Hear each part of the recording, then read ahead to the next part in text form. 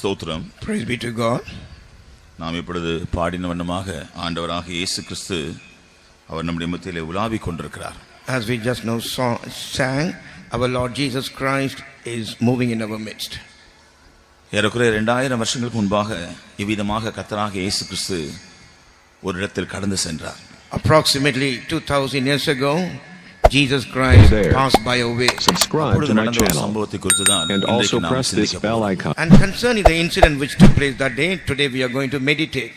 லூக்கா சுவிசேஷம் 19ஆம் அதிகாரம் 5ஆம் வசனத்தை நாம் படிப்போம். Gospel of Luke 19th chapter verse 5.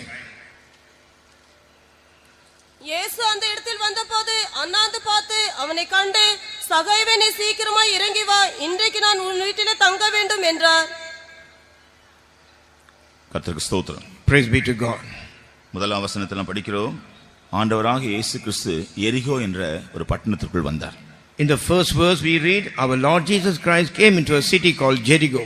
அந்த பட்டணத்தின் வீதிகளில் அவர் கடந்து சென்ற பொழுது, when he passed by the way of that city, சகை என்றதான ஒரு ஆயக்காரன் அந்த பட்டணத்தில் இருந்தான். a publican by name Zacchaeus was living in that city. அவன் இந்த ஆண்டவராக இயேசு கிறிஸ்துவை குறித்து பல காரியங்களை கேள்விப்பட்டிருந்தான். And he heard many things about this Lord Jesus Christ. அவன் இருந்த வீட்டினுடைய அந்த வீதியிலே இயேசு வருகிறார் என்று அவன் கேள்விப்பட்டான். And he heard the house where he is staying, in that street Jesus is passing by. ஆகவே அந்த இயேசு எப்படிப்பட்டவர் என்று பார்க்க அவனுக்கு ஒரு பெரிய ஆவல் வந்தது. And he had a great desire to see how Jesus is. ஆனால் அவன் சரீர பிரகாரமாக வளர்ச்சி குன்றினவன், ஒரு குறுகியதான வளர்ச்சி உள்ளவனாக இருந்தான். In a physical aspect, he was a short-statured man. இயேசுவோடு கூட திரளான ஜனங்கள் சூழ்ந்து கொண்டு வருகிறபடினால் தான் கீழே இருந்தால் அவரை பார்க்க முடியாது என்று எண்ணி அருகில் இருந்ததான ஒரு மரத்தின் மேல் ஏறி இருந்து இயேசுவை பார்க்க முடியாத போய் மரத்தில் ஏறி உட்கார்ந்தான். Because multitudes came along with Jesus, because of the great rush, he could not see Jesus. Because of that, he climbed onto a tree in order to view him. ஆனால் அவன் எதிர்பாராத ஒரு ஆச்சரியம் அவனுக்காக காத்திருந்தது. But unexpected surprise was waiting for him. அவனுடைய வீடு இருந்த வீதியின் வழியாக வந்த இயேசு அவன் உட்கார்ந்திருந்த மரத்தின் இடத்தில் வந்த உடனே நின்றார். Jesus was passing by the way of his house. He stopped where Zacchaeus was on the tree. மேலே மரத்தை நோக்கி பார்த்து சகையோடு பேசினார். Looking upon the tree, he said, he spoke to Zacchaeus. சகையவே, இறங்கி வா, இன்றைக்கு நான் உன் வீட்டில் தங்க வேண்டும். Zacchaeus, come down, today I must stay in your house. சகையுவுக்கு தான் என்ன கேட்கிறேன் என்கிறத நம்ப முடியவில்லை. Zacchaeus could not believe as to what he is talking. இந்த இயேசு எப்படிப்பட்டவர் என்று சில காரியங்களை அவன் கேள்விப்பட்டிருந்தான். He has heard as to how Jesus was. ஆனால் தனிப்பட்ட விதத்தில் தனக்கும் இயேசுவுக்கு எந்த அறிமுகம் இல்லை. But in his personal life, he has no connection between him and Jesus. ஆகவே அவரை பார்க்க வேண்டும் என்று மாத்திரம்தான் அவன் விரும்பினான். Therefore, only he desired that he must see Jesus. ஆனால் அவனுடைய எதிர்பார்ப்புக்கு மேலாக ஆண்டவராக இயேசு அவனோடு பேசினார். Against his expectation, Lord Jesus Christ spoke to him. அருமையான நண்பர்களே, இந்த வேளையிலே ஒருவேளை இங்கேயும் கூட இங்கே என்ன நடக்கிறது என்று பார்க்கும்படியாக சிலர் வந்திருக்கலாம். Beloved people, even today in this place, some might have come as to what is taking place here. சிலர் நினைக்கலாம், இவர்கள் கிறிஸ்தவர்கள் ஏதோ கிறிஸ்தவ மதத்தை பரப்பும்படியாக இப்படி ஒரு கூட்டம் நடத்துகிறார்கள் என்று நினைக்கலாம். Even some may think all these people are Christians, they are come here in order to spread Christianity. சிலர் நினைக்கலாம், கிறிஸ்துவை பற்றி அவர்கள் ஏதோ சொல்லுவார்கள் என்று நினைக்கலாம். And some even may think they are going to tell something about Christ. இப்படி இங்கே இருக்கிற ஒரு கூட்டத்தார் பலவிதமான அபிப்பிராயத்தோடு இங்கே காணப்படலாம். Like this, maybe one group of people here may be seen with many this kind of impression.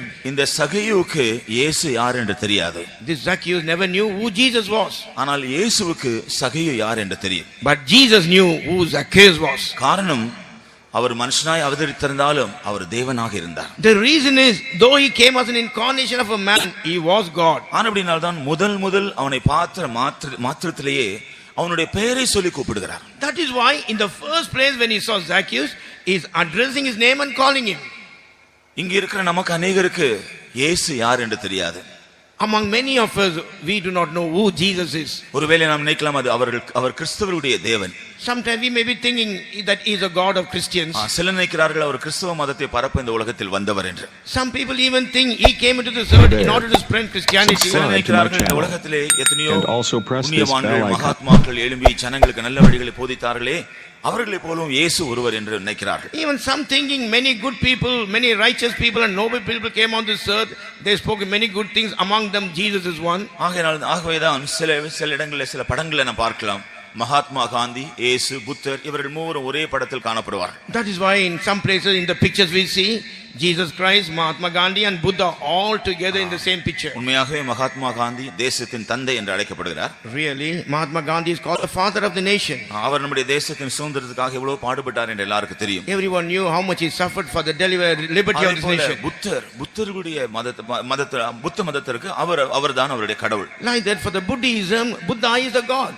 இவர்களோடு தான் ஆண்டவராக இயேசு கிறிஸ்துவையும் கூட அவர்கள் ஒப்பிடுகிறார்கள். Now they are comparing Jesus Christ along with these people. இந்த சகையுவை போல இயேசு யார் என்று இன்றைக்கு உலகத்தில் அநேகருக்கு தெரியாது. Like Zacchaeus on this earth many do not know as to who Jesus is. அதே போலவே இங்கு வந்திருக்கிறதான அருமையான சகோதரனே சகோதரியே ஒருவேளை உனக்கும் கூட இயேசு யார் என்று தெரியாமல் இருக்கலாம். Like this beloved brother and sister who have come over here, maybe you also maybe not knowing as to who Jesus is. ஆனால் ஆச்சரியப்படக்கூடிய ஒரு காரியம் என்னவென்றால், you know what is the surprising thing? நீங்கள் இங்கே வந்திருக்கிற நீங்கள் யார் என்று இயேசுவுக்கு தெரியும்.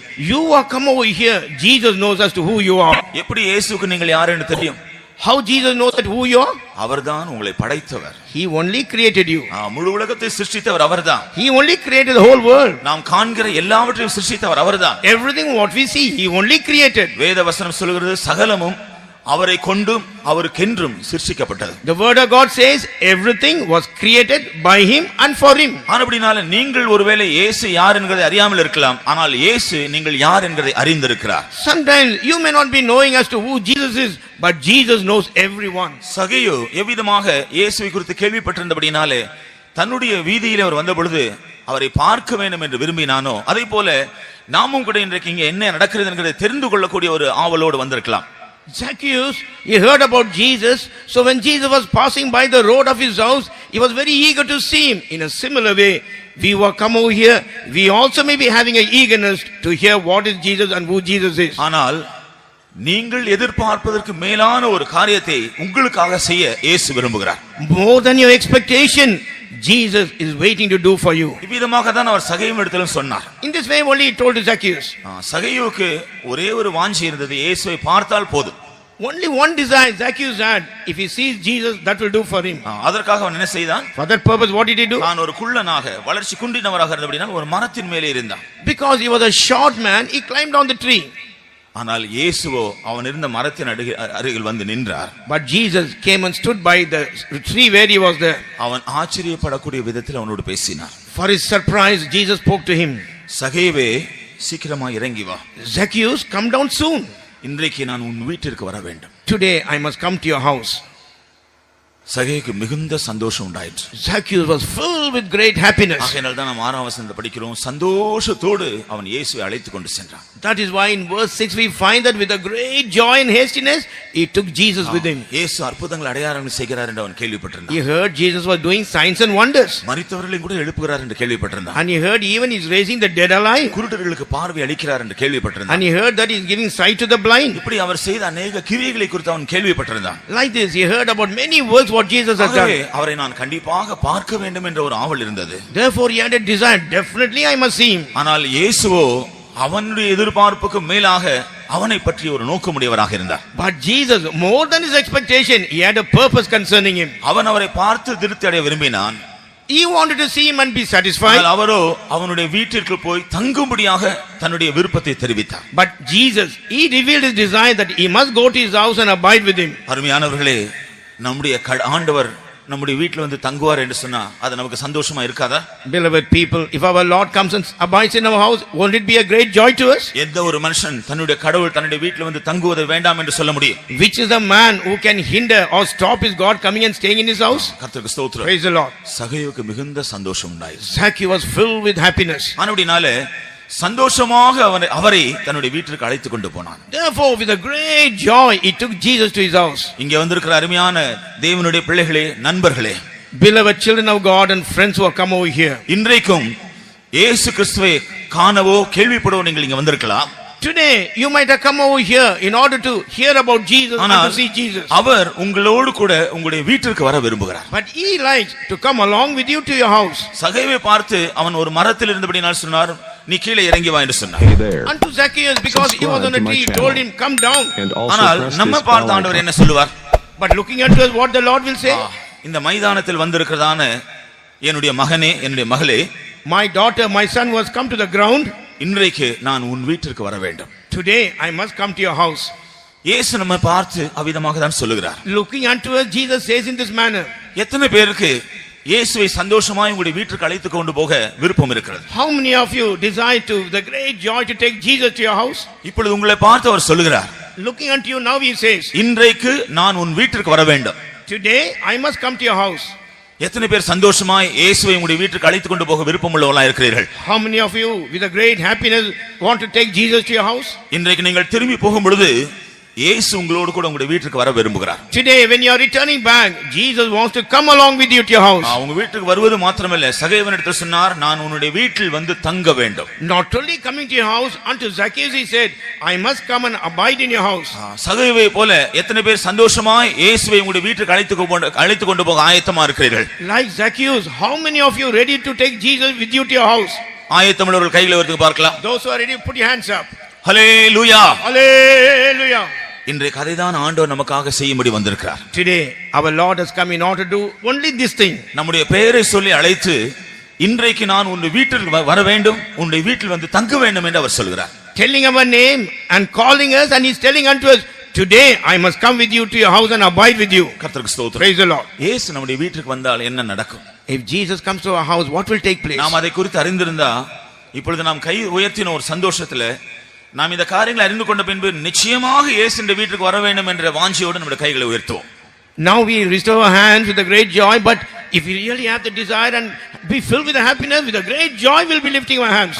ஆண்டவராக இயேசு கிறிஸ்து நம்முடைய வீட்டுக்கு வருவதை பற்றிய 3 அம்சங்களை நாம் இன்றைக்கு சிந்திக்க போகிறோம். Today we are going to meditate upon 3 aspects of Lord Jesus Christ coming into our house. ஒரு கூட்டத்தார் இயேசு கிறிஸ்துவை வரவேற்கிறவர்கள் அல்ல, தங்களை விட்டு போக முடியாத சொல்லுகிறவர்களாக வேதத்தில் காண்கிறோம். In the Bible we read about one group of people not inviting Jesus to the house, but they are rejecting him and asking him to go away. அதற்கு சில காரணங்கள் இருந்தன. There were certain reasons for that. ஒருவேளை அப்படிப்பட்ட காரியங்கள் நம்முடைய ஜீவியத்தில் இருக்கும் என்றால், If those kind of reasons may be seen in our life, means நம்முடைய வீட்டிற்கு இயேசு வர முடியாது. Jesus cannot come to our house. அப்படி என்றால் அந்த காரியங்களை நம்ம விட்டு நாம் சரிப்படுத்திக் கொள்ள வேண்டும். If that be the case, we must set ourselves right from those things. கர்த்தருக்கு ஸ்தோத்திரம். Praise the Lord. அடுத்தபடியாக இயேசு நம்முடைய வீட்டில் வந்தால் அதனால் நம்முடைய வீட்டுக்கு என்ன நன்மை நடக்கும்? Next to that, if Jesus comes to our house, what good thing will take place in our house? அல்லது இயேசு நம்முடைய வீட்டில் வந்தால் நமக்கு என்ன நன்மை உண்டாகும்? Otherwise, if Jesus comes out, what goodness we will receive? அதை குறித்து நாம் இன்றைக்கு இரண்டாவது சிந்திக்க போகிறோம். Again, we are going to think about it today. அடுத்தபடியாக Next to that, இயேசு நம்முடைய வீட்டுக்கு வர வேண்டும் என்றால் நாம் என்ன செய்ய வேண்டும்? if Jesus has come to our house, means what we should do? நாம் எல்லாரும் இயேசுவை சந்தோஷமாய் நம்முடைய வீட்டுக்கு அழைத்து கொண்டு போக ஆயத்தமா இருக்கிறோம். All of us are ready with great joy to take Jesus to our house. எப்பொழுது இயேசு நம்முடைய வீட்டுக்கு வர முடியும்? When Jesus can come to our house? அதை குறித்தும் கூட இன்றைக்கு நாம் அறிந்து கொள்வோமாக. And let us understand about it also today. கர்த்தருக்கு ஸ்தோத்திரம். Praise the Lord. முதலாவதாக 3 கூட்டத்தாரை குறித்து நாம் லூக்கா சுவிசேஷத்தில் படிக்கிறோம். In Gospel of Luke, we read about these 3 groups of people. இவர்கள் இயேசு கிறிஸ்து தங்களிடத்தில் வந்த பொழுது தங்களிடத்தில் வர வேண்டாம், தங்களை விட்டு போக வேண்டும் என்று சொல்லிவிட்டார்கள். When Lord Jesus Christ came unto them, they said, let him not come unto us and let him go away from here. முதலாவதாக லூக்கா சுவிசேஷம் 5 அதிகாரம் 8 வசனத்தை நாம் படிக்கிறோம். In Gospel of Luke 5th chapter verse 8 we read, பிற்காலத்தில் கர்த்தராக இயேசு கிறிஸ்துவின் சீஷனாக மாறிய பேதுரு முதல் ஆண்டவராக இயேசு கிறிஸ்துவை பார்த்து சொல்கிறார், ஆண்டவரே, நான் பாவியான மனுஷன், என்னை விட்டு நீர் போய்விட வேண்டும். Peter in latter days he became the disciple of Jesus. Now he is telling unto him, Lord, I am a sinner, please leave me and go. ஆனால் இயேசு அங்கே என்ன செய்தார்? But what Jesus did there? அவர் அந்த கடற்கரையில் வந்த பொழுது When he came to the seashore, அங்கே 2 படகுகள் இருந்தது என்று நாம் படிக்கிறோம். we find that there were 2 boats there. அதிலே ஒன்று இந்த பேதுருனுடைய படகு. One boat belonged to Jesus among them. இயேசு அந்த படகில் ஏறினார். Jesus went into that ship. சற்று அந்த படகை தண்ணீருக்குள் கொண்டு போக முடியாது செய்து அதன் பின்பு அங்க இருக்கிற ஜனங்களுக்கு போதித்தார். He made the boat to go a little bit into the sea, and from there he started to preach the people. பேதுரு தன்னுடைய படகுல இயேசு வந்து ஜனங்களுக்கு போதித்ததை கேட்ட பொழுது அவனுக்கு சந்தோஷமா இருந்தது. Peter, when he saw Jesus coming into the boat and preaching unto the people, he was filled with joy. அதன் பின்பு பேதுருவை பார்த்து இயேசு சொன்னார், And after that, looking unto Peter, Jesus said, நீங்கள் இப்பொழுது மீன் பிடிக்கும்படியாக இருக்கிறீர்கள், Now we are, ஆழத்தில் கொண்டு போய் உங்களுடைய வலையை போடுங்கள். now we are about to fish. Now go into the deep and cast your net. ஆனால் அவர்கள் என்ன செய்திருந்தார்கள்? But what have they done? இரவு முழுதும் பிரயாசப்பட்டிருந்தார்கள், ஒன்று கூட கிடைக்கவில்லை. Throughout the night they toiled, but they never got anything. ஆனபடினால வெறும் கையோடு அவர்கள் திரும்பி வந்திருக்கிறார்கள். With empty hands they returned back. அந்த வேளையில் தான் இயேசுவுடைய படவில் ஏறி எல்லாருக்கும் பிரசங்கம் செய்தார். And during that moment only Jesus climbed onto the boat and preached unto everyone. இயேசு சொன்னார், நீ ஆழத்தில் கொண்டு போய் உன்னுடைய வலையை போடு. Jesus told him, go into the deep and cast your net. அப்பொழுது பேதுரு என்ன சொல்கிறார்? That is what Peter says. ஆண்டவரே, இரவு முழுதும் நாங்கள் பிரயாசப்பட்டும் எங்களுக்கு ஒன்றும் கிடைக்கவில்லை. Lord, throughout the night we toil, we got nothing. ஆனாலும் உம்முடைய வார்த்தையின்படியே நான் செய்கிறேன். But according to thy word, now I'm doing it. அப்படி செய்த பொழுது அங்கே மறுபடியுமாக ஒரு அற்புதம் நடந்தது. When he did like that, another wonder took place there. திரளான மீன்களை அவர்கள் பிடித்தார்களாம். Multitudes of fish they received. 2 படகுகள் நிரம்பக்கூடிய அளவுக்கு அவர்களுக்கு மீன்கள் கிடைத்தது. They received fish that it was able to fill both the boats. இதை பார்த்த பொழுதுதான் உடனடியாக பேதுரு சொல்கிறான், ஆண்டவரே, நான் ஒரு பாவியான மனுஷன். And when Peter saw all these things, immediately says, Lord, I am a sinner. இந்த இடத்துல நான் பாவியா இருக்கிறேன் என்று பேதுரு சொல்லும் பொழுது அவன் எழுத்தின் பிரகாரமான ஒரு துன்மார்க்கனாக அப்படி பாவியாக இருக்கவில்லை. Here, when Peter literally said that I am a sinful man, literally he was not as a wicked or a horrible person. தனக்குள் இருந்த அவிசுவாசத்தை தான் அவன் ஒரு பாவம் என்று அறிக்கை செய்கிறான். The unbelief which was in him is confessing that as a sin. ஏனென்றால் இயேசு சொன்னார், ஆழத்தில் வலையை போடுங்கள் என்று. Jesus told him, go to the deep and cast your net. அவனுடைய அவிசுவாசம் பேசியது. His unbelief spoke there. இரவு முழுதும் நீ பிரயாசப்பட்டாய், இப்பொழுது போய் என்ன நடக்க போகிறது? Throughout the night he toiled. Now what is going to take place? ஆனாலும் அவன் கீழ்ப்படிந்தான். But nevertheless he obeyed. ஆண்டவரே, நீர் இவ்வளவு பெரிய அதிசயங்களை செய்கிற தேவன். Lord, you are doing such a great wonders. ஆனால் நீர் சொல்கிற வார்த்தைகளை விசுவாசிக்க கூடிய அளவுக்கு என்னுடைய விசுவாசம் இல்லை. I have no faith to believe the words what you are speaking to me. அதை தான் அவர் அறிக்கை செய்தார். That's what he made a confession. அது நிமித்தமாக நீர் செய்கிற கிரியைகளை நான் நம்பவோ விசுவாசிக்க முடியவில்லை, நீர் என்னை விட்டு போய்விடும் என்று சொல்கிறார். Therefore the words and the wonders what you are doing, I am not able to believe. Because of that, Lord, leave me and go. இதை போலவே ஆண்டவராக இயேசு கிறிஸ்து நமக்கும் அதிசயங்களை செய்ய வல்லவராய் இருக்கிறார். In the same way, our Lord Jesus Christ is able to do wonders in our life. நம்முடைய வெறுமையான அனுபவத்தை நிறைவான அனுபவமாய் மாற்ற வல்லவராய் இருக்கிறார். Our empty experience, he wanted to fill it with the fullness of experience. ஆனால் நம்முடைய இதயத்திலே சந்தேகமோ அவிசுவாசமோ இருந்தால் நாம் இயேசுவை ஏற்றுக்கொள்ள முடியாது. But if doubt or disbelief is seen in our heart, we cannot accept Jesus. நாம் சூழ்நிலைகளை பார்க்கிறவர்களாய் இருந்தால், if you are seeing the circumstances, நம்முடைய பிரயாசங்களில் நம்பிக்கை வைக்கிறவர்களாய் இருந்தால், and if you are trusting in our efforts, நாம் ஆண்டவருடைய வார்த்தையோ கிரியையோ விசுவாசிக்க முடியாது. we cannot believe the words or the works of Jesus. ஆகவே இயேசு நம்முடைய வீட்டுக்கு வர வேண்டும் என்றால் நமக்குள் அவிசுவாசம் இருக்கக்கூடாது. Therefore, if Jesus has to come to our house, means disbelief should not be in us. நாம் எல்லாரும் இயேசு வர வேண்டும் என்று கைகளை உயர்த்தினோம். We all lifted our hand telling that Jesus must come to our ஆனால் house. நமக்குள்ள அவிசுவாசம் இருந்தால் அவிசுவாசம் சொல்லும், இயேசு வர வேண்டாம் வர வேண்டாம் என்று சொல்லும். If we have an unbelief or disbelief in us, that disbelief will say, let not Jesus come. இரண்டாவதாக, Secondly, லூக்கா சுவிசேஷம் 8ஆம் அதிகாரம் 37ஆம் வசனத்தில் நாம் படிக்கிறோம். in Gospel of Luke 8th chapter verse 37 we read, கதரேனர் என்றதான ஒரு ஊரில் ஆண்டவராக இயேசு கிறிஸ்து சென்றார். Lord Jesus Christ went to a city called Gathering. அங்கே அவர் சென்ற பொழுது பயங்கரமான ஒரு பிசாசு பிடித்த மனுஷன் இருந்தான். When he went into the city, there was a man possessed with a terrible devil. அந்த பிசாசு 1-2 பிசாசு அல்ல, அது லேகியோன் என்று சொன்னது. That devil is not 1 or 2, it was called as a legion. லேகியோன் என்று சொன்னால் 6000க்கு அதிகம் என்று சொல்கிறார்கள். Legion means, I believe it is more than 6,000 devils. கர்த்தருக்கு ஸ்தோத்திரம். Praise the Lord. அவ்வளவு பிசாசுகள் ஒரு மனுஷனுக்குள்ள இருந்தா அவனுடைய நிலைமை எவ்வளவு மோசமா இருந்திருக்கும். If so many devils is in a man, what a condition will be there? இயேசு அவனை சுகமாக்க விரும்பினார். Jesus wanted to make him all right. அந்த பிசாசுகளை அவனை விட்டு போகும்படி கட்டளையிட்டார். He commanded the devils to depart from him. அப்பொழுது பிசாசுகள் அவரிடத்தில் ஒரு சிறிய வேண்டுகோள் விடுத்தது. That time the devil came and asked some request from him. ஆண்டவரே, நீர் எங்களை போகும்படி துரத்துவீர் என்றால் இங்கே அருகே ஒரு பெரிய பன்றி கூட்டம் மேய்ந்து கொண்டிருக்கிறதே, நாங்கள் அதற்குள் போகும்படி எங்களுக்கு கட்டளையிடும் என்று சொன்னது. Lord, if you are telling us to be casted out from this man, there's a group of swine feeding over there, command that we may enter into the swine. இயேசு போங்கள் என்று சொன்னார். Jesus says, go. உடனே அந்த பொல்லாத ஆவிகள் பிசாசுகள் போய் அந்த பன்றி கூட்டத்துக்குள் புகுந்தன. Immediately the wicked spirit, the devils went into the group of the swine. உடனே ஒரு மேட்டின் மேல இருந்த அந்த பன்றி கூட்டம் எல்லாம் போய் கடலில் விழுந்து அமிழ்ந்து எல்லாம் மாண்டு போயிற்று. This group of swine feeding on high places. Immediately they ran into the sea and all were dead there. பன்றியை மேய்த்து கொண்டிருந்தவர்களை பார்த்தோன்னே அவர்களுக்கு பயம் வந்து விட்டது. வேகமாய் ஓடி போய் ஊருக்குள்ள போய் இந்த விஷயத்தை சொன்னார்கள். People were taking care of the swine. They were afraid. They went into the city and told the news. உடனே ஊர்ல இருக்கிறவர்கள் வந்து விட்டார்கள். Immediately people of the city came there. பன்றி எல்லாம் கடல்ல அமிழ்ந்து மாண்டு போயிற்று. All the swine they went into the sea and now they are dead. ஆனால் கொடூரமாய் இருந்த ஒரு மனுஷன் இயேசுவின் பாதத்தில் தெளிந்த புத்தியோடு நன்றாக உட்கார்ந்தார். But this man was possessed with a terrible devil. Now he is totally healed and is at the feet of Jesus. ஆனா அந்த ஊர்ல இருந்து வந்த ஜனங்கள் என்ன சொன்னார்கள்? But the people from the city when they came, what did they say? ஐயரே, எங்களுடைய எல்லை விட்டு நீர் போய்விடும் என்று சொன்னார். Master, you will please leave our borders and go. காரணம் என்ன? What is the reason? அவர்களுக்கு உண்மையான காரியங்களை பார்க்க முடியவில்லை. They were not able to see the real thing. மேற்பூச்சான காரியங்களை தான் அவர்கள் பார்க்கிறார்கள். They are only seeing the outward thing. இப்பொழுது அவருடைய பார்வையில ஏராளமான பன்றி கூட்டம் நஷ்டமாயிட்டு வந்து விட்டது. அதுதான் அவர்களுக்கு ஒரு பெரிய கவலை. In their sight, a group of swine got destroyed and that is the worry. இவர் நம்முடைய ஊருக்கு வந்தா இன்னும் என்னெல்லாம் நஷ்டம் வருமோ தெரியாது. Now he has come to our city. We do not know what all going to be the losses. ஏராளமான பன்றிகள் நஷ்டமடைந்து விட்டன. Many swine got destroyed. இன்னும் நம்முடைய ஊருக்குள்ள வந்தா இன்னும் யாருக்கெல்லாம் என்ன நஷ்டம் வருமோ தெரியாது என்று அப்படி மேற்பூச்சாக தான் அவளை பார்த்தார்கள். Now he has come to our city. We do not know what all the losses we are going to face. Outwardly only they saw Jesus. ஆனால் ஒரு பயங்கரமான நிலைமையில் இந்த மனிதன் சுகமடைந்து இயேசுவின் பாதத்தில் இருக்கிறதை கண்டு அதை குறித்து அவர்களுக்கு எந்த உணர்வும் இல்லை. That person was in a terrible condition. Now he is healed and is seen in the feet of Jesus. They are not at all worried about him.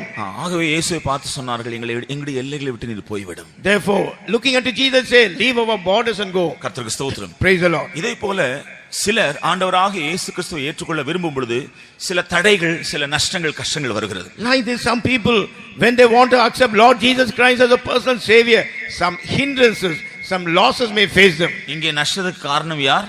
Who is the cause for the losses? பிசாசுகள். Devil.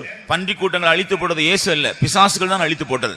This group of swine got destroyed. It is not because of Jesus, only devil destroyed them. ஆனபடினால நஷ்டம் வந்தது பிசாசுனால, ஆனா குற்றவாளியானது இயேசு. The loss came because of the devil, but Jesus got accused. இதே போலவே ஆண்டவராக இயேசுவினிடத்தில் நாம் வரும்பொழுது பிசாசானவன் சில நஷ்டங்களை, கஷ்டங்களை உண்டாக்கி நமக்கு ஒரு தவறான பயத்தை கொடுத்து விடுகிறான். Like that, when we come unto Lord Jesus Christ, devil will bring certain losses, difficulties and fear, and he will bring about all these hindrances. ஆகவே சிலர் என்ன நினைக்கிறார்கள்? Therefore, some people, what do they think? இயேசுவினிடத்தில் போனா நமக்கு அநேக கஷ்டங்கள் வரும், நஷ்டங்கள் வரும் என்று சொல்லி அவரை விட்டு விலகி போகும்படியாய் சொல்கிறார்கள். If we go to Jesus, we have to face losses and difficulties. That is why they want to depart from him. ஆனபடினால வெளியரங்கமாய் சம்பவிக்கிற காரியங்களை கண்டு தவறான பயத்துக்கு இடம் கொடுக்கிறவர்கள் இயேசுவை சந்தோஷமாய் தங்களோடு அழைத்து கொண்டு போக முடியாது. Seeing the outward condition, giving unto wrong impression, they will not be able to take Jesus to the house. கர்த்தருக்கு ஸ்தோத்திரம். Praise the Lord. மூன்றாவதாக, thirdly, லூக்கா சுவிசேஷம் 13ஆம் அதிகாரம் 31ஆம் வசனத்தை நாம் படிக்கிறோம். Luke 13:31. இங்கே பரிசேயர் என்றதான ஒரு கூட்டத்தார் இயேசுவை பார்த்து சொல்கிறார்கள், நீர் இந்த எல்லைகளை விட்டு போய்விடும், ஏரோது உம்மை கொலை செய்ய தேடுகிறான் என்று சொன்னார்கள். Here one group of people called Pharisees, they came and told unto Jesus, get thee out of this place, Herod is waiting to kill you. ஆனா உண்மையான காரணம் அதல்ல. But the real reason is not so. முந்தின வசனங்களை நாம் படிக்கும் பொழுது, if we read the verses above it, இந்த பரிசேயருடைய வீணான மேன்மை பாராட்டுதலை பற்றி கண்டித்து இயேசு பேசினார். Jesus admonished and rebuked the vain boastings of the Pharisees. இவர்கள் உண்மையான தேவகுமாரனை ஏற்றுக்கொள்ள மனதில்லாமல் இருந்தார்கள். They were not mindful to accept the real Son of God. அவரால் போதிக்கப்பட்ட காரியங்களை ஏற்றுக்கொள்ள மனதில்லாமல் இருந்தார்கள். They were not mindful to listen what he taught them. ஆனபடியால் அவர்கள் போதித்தது அவர்களுக்கு இடரலாய் இருந்தது. Therefore, whatever he taught, it was as an offense unto them. நேரடியாக அவர் எதிர்க்க அவர்களுக்கு பலன் இல்லை. They had no strength to oppose him directly. ஏனென்றால் ஜனங்கள் எல்லாரும் இயேசு கிறிஸ்துவினால் பல விதங்களில் ஆசீர்வதிக்கப்பட்டதனால ஜனத்துக்கு பயந்திருந்தார்கள். Because all the people, because they were blessed by Jesus in various ways, they were afraid of the people. இந்த இடத்துல விசேஷமா இயேசு சொன்னார், இடுக்கமான வாசல் வழியாய் பிரவேசிக்க பிரயாசப்படுங்கள். Here Jesus said, make efforts to go through the straight path. அநேகர் விசாலமான வழியில் தான் செல்வார்கள். Many will go through the wide path. ஆனபடியால் திரும்பி வரும் பொழுது அவர்களுக்கு கதவு அடைக்கப்பட்டு விடும். And when they return back, the door will be shut unto them. கடைசியில் ஆண்டவர்களை பார்த்து, நான் உங்களை அறியேன், நீங்கள் எவ்விடத்தாரோ என்று சொல்லி விடுவார். Finally, Lord will look and says, I know you not from whence you are. இதனால் அவர்கள் மிகவும் குத்தப்பட்டார்கள். And because of this they were pricked. இயேசு எப்போதும் தங்களை கண்டனம் பண்ணி கொண்டிருக்கிறார் என்ற உணர்வோடு அவரை அந்த எல்லை விட்டு போகும்படியாக ஏரோதுவை சொல்லி பயமுறுத்த விரும்புகிறார்கள். And knowing that Jesus is always condemning them, in order to take him out of the city, they went and told him, Herod is waiting to kill you, so get thee out of this place. ஆனா உண்மையா நாம் பார்க்கிறோம், ஏரோது இயேசுவை கொலை செய்ய தேடவில்லை. But if you see in the real scene, Herod was not seeking to kill Jesus. ஏனென்றால் பிந்தின நாட்களில் கர்த்தராகிய இயேசு கிறிஸ்து இந்த பிரதான ஆசாரியர்கள் பிடிக்கப்பட்டு ஏரோதினிடத்தில் கொண்டு வரப்பட்ட பொழுது ஏரோது அவரை கண்ட பொழுது சந்தோஷப்பட்டான் என்று நான் பார்க்கிறோம். In the latter days, when Jesus was captured by the high priests and the scribes, and when they brought him to Herod, looking at him, Herod was happy. ஏரோதும் இயேசுவை குறித்து பல காரியங்களை கேள்விப்பட்டபடினாலே அவரிடத்தில் அநேக காரியங்களை வினவினான் என்று நாம் பார்க்கிறோம். We find that Herod heard about Jesus in many ways. That is why he asked many things from Jesus. ஆனா இவர்கள் என்ன சொல்றார்கள்? But these people, what do they say? ஏரோதுமை கொலை செய்ய தேடுகிறான், ஆகவே நீர் இந்த இடத்தை விட்டு போய்விடு. Herod is seeking to kill you, therefore get thee out of the city. ஆனா உண்மையான காரணம் என்ன? But what is the real reason? இயேசு சொன்ன காரியங்களை ஏற்றுக்கொள்ள அவர்களுக்கு மனசு இல்லை. Whatever Jesus spoke unto them, they were not mindful to accept it. அவர் போதித்த காரியங்களை ஏற்றுக்கொள்ள அவர்களுக்கு விருப்பம் இல்லை. Whatever he taught them, they had no desire to accept it. ஆனபடினாலே ஏரோதை ஒரு சாக்காக வைத்து சாக்கு போக்கு சொல்லி அவரை புறம்பே தள்ள பார்க்கிறார். Therefore, keeping Herod as an excuse, they wanted to get rid of him. இதை போலவே இயேசுவை நாம் சந்தோஷமாக வீட்டுக்கு அழைத்து போக வேண்டும் என்று விரும்புகிறோம். Like this, we have a desire to, with a great joy, to take Jesus to our house. ஆனால் அவர் நமக்கு சொல்லுகிற காரியங்களை நாம் ஏற்றுக்கொள்ள ஆயத்தமா இருக்கிறோமா? But are we ready to accept the thing what he speaks unto us? அவர் நமக்கு கட்டளையிடுகிற காரியங்களுக்கு கீழ்ப்படிய ஆயத்தமா இருக்கிறோமா? Whatever he commands us, are we desire to obey unto it? இயேசு இந்த வீட்டுக்கு வர வேண்டும் என்பது எல்லாருக்கும் விருப்பம்தான். Everyone is happy and desirous to take Jesus to your house. ஆனா எல்லாருக்கும் இயேசுவுக்கு கீழ்ப்படிவது விருப்பம் இல்லை. But everyone, they are not happy to obey Jesus. ஏனென்றால் இயேசு கீழ்ப்படிந்தா இப்பொழுது இருக்கிறதான சில சுகபோகங்கள் சௌகரியங்களை அனுபவிக்க முடியாது. Because if they obey Jesus, the present comfort and conveniences they will not be able to experience. இப்பொழுது இருக்கிறவருடைய தவறான சூழ்நிலை எல்லாம் இனி அவர்கள் இருக்க முடியாது. The wrong circumstances, environment, they will not be able to experience it. அவர்கள் செய்கிற சில தவறான காரியங்களை எல்லாம் அதன் மூலமா ஆதாயம் உண்டாந்து அதெல்லாம் செய்ய முடியாது. And the wrong thing, and if you accept it, you will not be able to continue in that. ஆனா அதை வெளியே நேரடியா சொல்ல தைரியம் இல்ல. Outwardly, straight away, they have no courage to tell that. ஆகையால வேற ஏதாவது சாக்கு போக்குல சொல்லி இயேசுவை புறக்கணிக்க பார்க்கறாங்க. Telling some other excuses, they want to get rid of Jesus. கர்த்தருக்கு ஸ்தோத்திரம். Praise the Lord. சில வேளையில சிலர் அப்படி தான் சொல்வார்கள். On certain occasions, some people will tell like this. எங்க வீட்டுக்கு இயேசு வரது நல்லதானா, எங்க வீட்டார் எல்லாருக்கும் இயேசுவை பற்றி தெரியாது, ஆனா என்ன சொல்லுவாங்களோ தெரியாது என்று சொல்லி புறக்கணிக்க பார்ப்பாங்க. I like that Jesus should come to my house, but I do not know what my household will talk about it, and telling like that, finding some excuses, they want to get rid of Jesus. அருமையான சகோதரனே சகோதரியே, இயேசு உன்னுடைய வீட்டுக்கு வர வேண்டும் என்றால் அவர் உனக்கு சொல்வதை கீழ்ப்படிய அதை ஏற்றுக்கொள்ள ஆயத்தமா இருந்தா முடிதான் வர முடியும். Beloved brother and sister, if Jesus has to come to your house means whatever he commands and tells you, you should be ready to obey unto it. கர்த்தருக்கு ஸ்தோத்திரம். Praise the Lord. அப்படினால இந்த மூன்று விஷயங்கள்ல நாம் குறைவுள்ளவர்களா இருந்தா இயேசுவை நம்முடைய வீட்டுக்கு நாம் அழைத்து போக முடியாது. And if you are lacking in these three things, we cannot take Jesus to our house. அவிசுவாசம், disbelief, வெளியரங்கமாய் சம்பவிக்கிற காரியங்களை கண்டு உண்டாகிற தவறான பயம், a wrong fear looking unto the outward things which is taking place. உண்மையாய் அவருக்கு கீழ்ப்படிய வேண்டும் என்றதான ஒரு உண்மையான ஒரு தீர்மானம் இல்லாதது. Real decision to obey him is not there.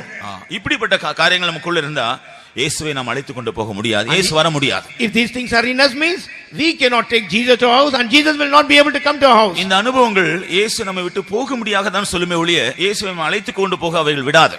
These experiences only will allow Jesus to go away, but he will not invite Jesus to our house. கர்த்தருக்கு ஸ்தோத்திரம். Praise the Lord. ஆனால் இயேசு நம்முடைய வீட்டுக்கு வருவார் என்றால், if Jesus comes to our house means நாம் எவ்வளவு நன்மைகளை பெற்றுக்கொள்ளலாம்.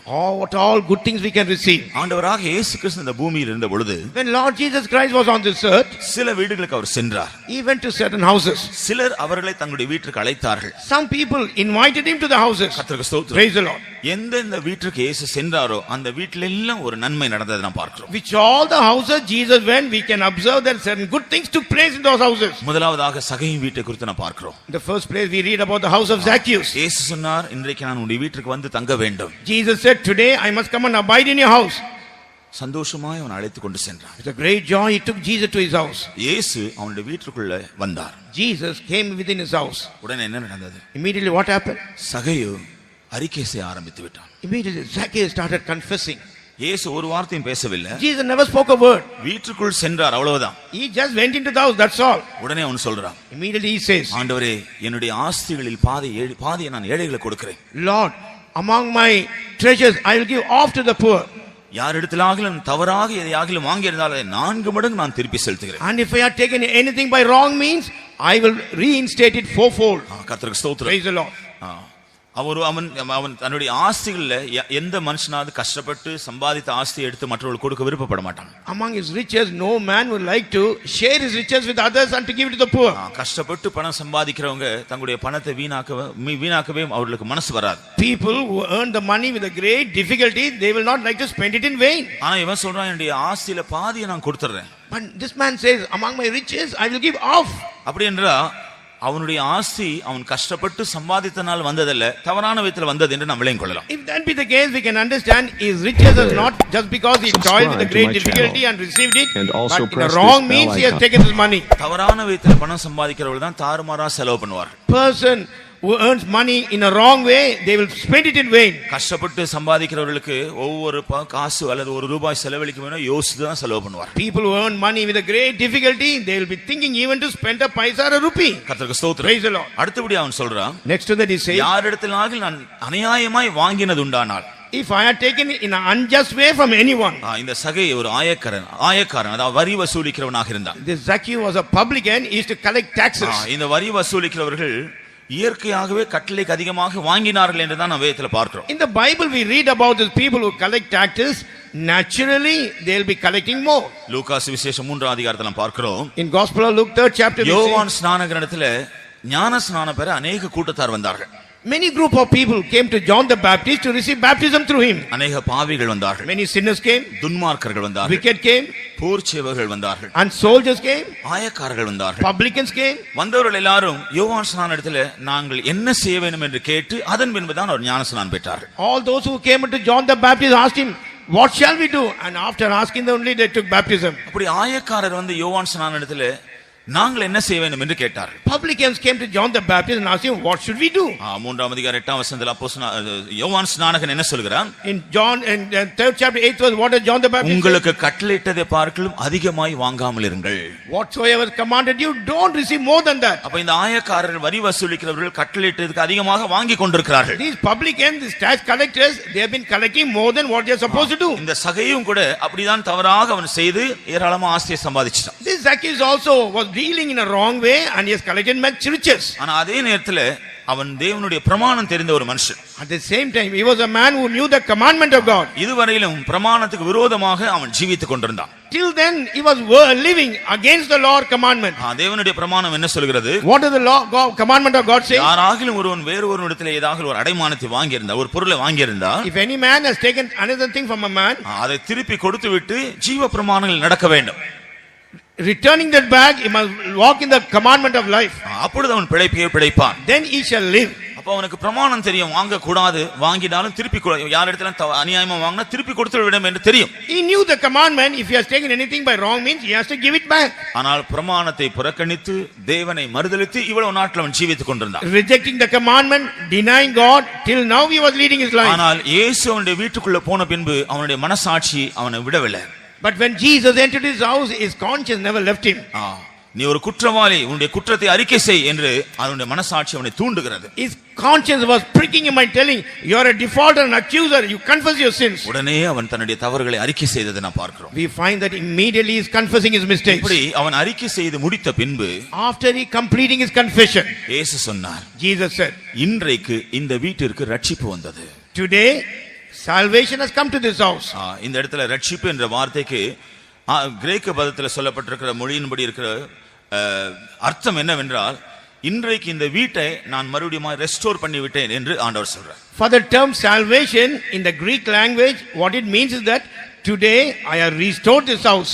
சோட்டீரியா என்று கிரேக்க பாஷையில் சொல்லியிருக்கு, அதற்கு ரெஸ்டோரேஷன், ரெஸ்டோர் என்று அர்த்தம். Thera in Greek language, that means restoration. இன்றைக்கு இந்த வீட்டை நான் மீட்டுக்கொண்டேன். Today I have reached or redeemed this house.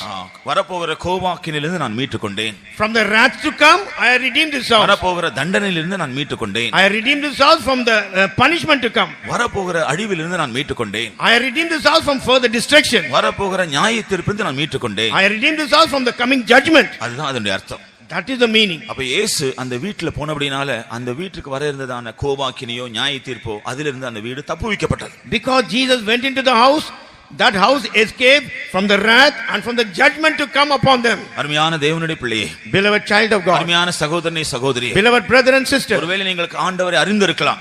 maybe you are known the Lord. உங்களுக்கு ஒரு கடவுள் இருக்கலாம், கடவுள் பக்தி இருக்கலாம். You may have a God and you may be godly. ஆனாலும் உங்களுடைய மனசாட்சிக்கு விரோதமாக தவறான காரியங்களை செய்கிறவர்களா இருப்பீர்கள் என்றால், But if you are doing wrong things against your conscience, உங்களுடைய மனசாட்சிக்கு விரோதமாக தவறாக நீங்கள் பொருள் சம்பாதிக்கிறவர்களா இருப்பீர்கள் என்றால், against your conscience in a wrong way, if you are collecting things, அது தேவனுடைய தண்டனை உங்களுக்கு கொண்டு வரும். that will bring the punishment of God upon you. தேவனுடைய நியாயத்தீர்ப்பை உங்களுக்கு கொண்டு வரும். That will bring the judgment of God upon you. ஆனால் இயேசு நம்முடைய வீட்டுக்கு வருவார் என்றால், But if Jesus comes to our house, அப்படிப்பட்ட காரியங்களை நாம் வைத்திருக்க முடியாது. we cannot keep such kind of things. சகேயு செய்தது போல நாமும் கூட நம்முடைய குறைவுகளை எல்லாம் சீர்படுத்த ஆரம்பித்துள்ளோம். As Zacchaeus did, immediately we also will set right our things. நம்முடைய வீடுகளில் இருக்கிறதான தவறான ஆண்டவருக்கு விருப்பம் இல்லாத எல்லா காரியங்களும் பொருட்களையோ மற்ற எல்லாவற்றையும் அகற்றி விடுவோம். All the wrong things, the thing what is not desirable, God which is in our house, immediately we'll put it away.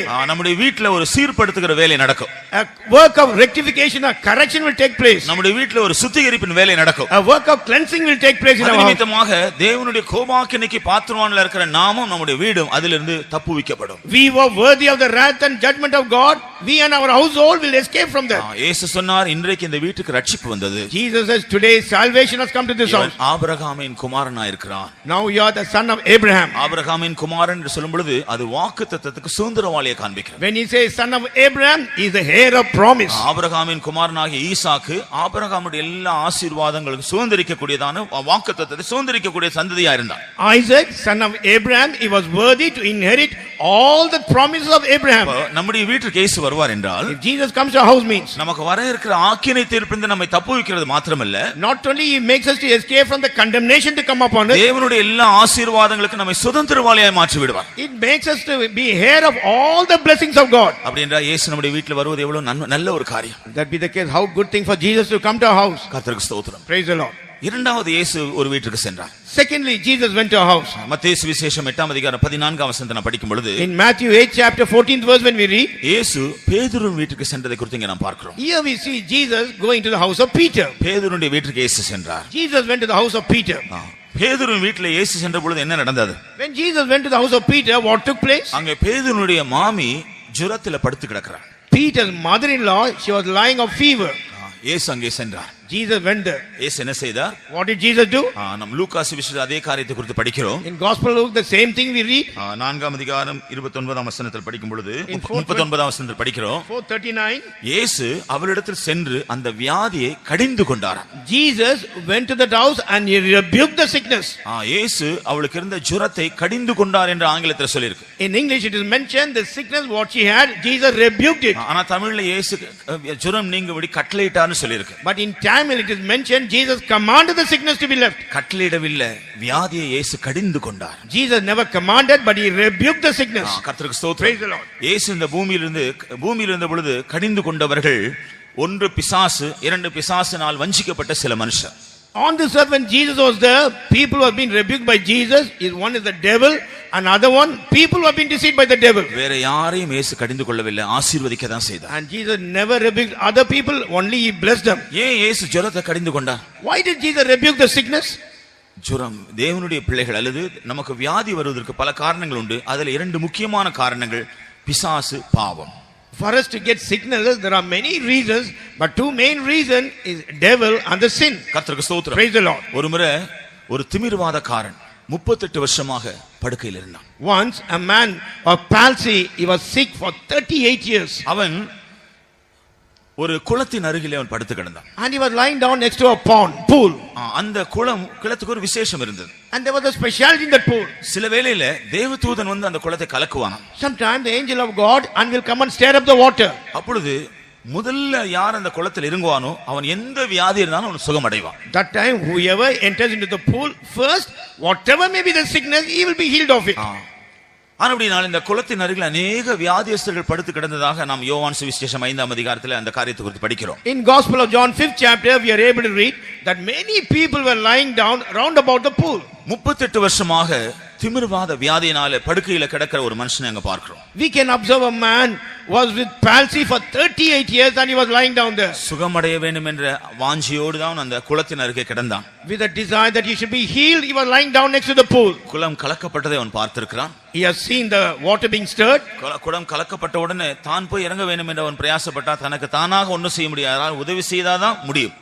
When the water was stirred, he made efforts for him to go down, but he cannot do it on his own except somebody would come and help him. யாராகிலும் வந்து அவனுக்கு உதவி செய்தவன் போறதுக்குள்ள வேறொருவர் வந்து இறங்கி சுகமடைந்து போய்விடுறார். Before other person could come and help him, somebody else will go down to the pool. இப்படி 38 வருஷமா வியாதியா இருந்த மனுஷன் எத்தனை வருஷ காலமாய் தன்னுடைய கண்கள் முன்பாக அநேகர் சுகமடைந்ததை பார்த்தான், ஆனால் அவனுக்கு சுகம் கிடைக்கவில்லை. Man was sick with palsy for 38 years. With his eyes he might have seen many people getting healed, but he never got any healing. ஆனால் ஒரு நாள் இயேசு அவனிடத்தில் வந்தார். But one day Jesus came to him.